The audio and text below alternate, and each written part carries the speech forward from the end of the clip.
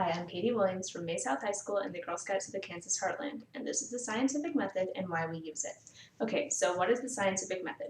The scientific method is the process by which science is carried out. So anytime you've ever read anything about science, this is sort of how it has been figured out. Step one is formulate a question. So ask a question. Why do we ask a question? I've always felt that way, like, why can't I just do it and report what I found? You know, why do I have to ask a question about stuff? In that I was asking a question, which is funny, but the easiest way to make science happen is to ask a question, and in a lot of ways, science itself is just the act of asking a question. Science is asking and seeking answers. Step two is research, because no matter what you're looking at, someone has been there before, someone has looked at this subject before, and there is information out there.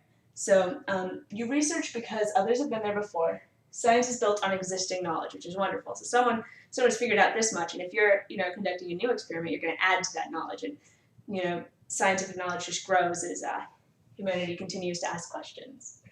Step three is come up with a hypothesis. A hypothesis is what you think is going to happen. So a lot of times you'll cite your research from step two and be like, well, according to my research, I think that this should happen. But you might also just have your own opinion, like, I've always thought that this would happen if I did this.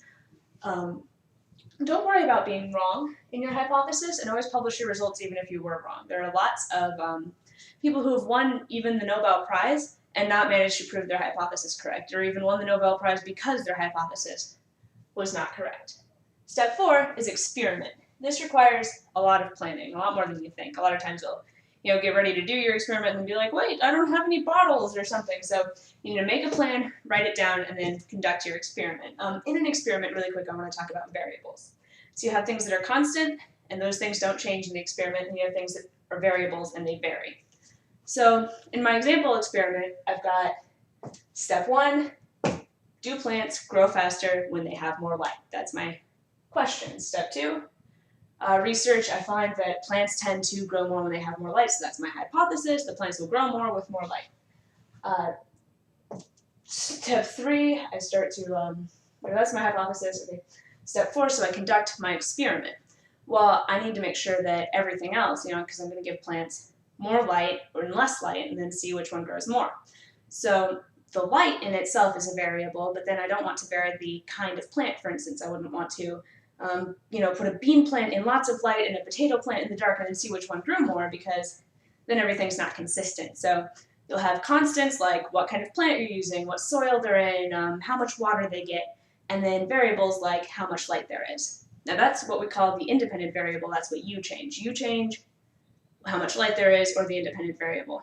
Then there's the independent variable, which is what changes according to the dependent variable. No. The dependent variable changes according to the independent variable.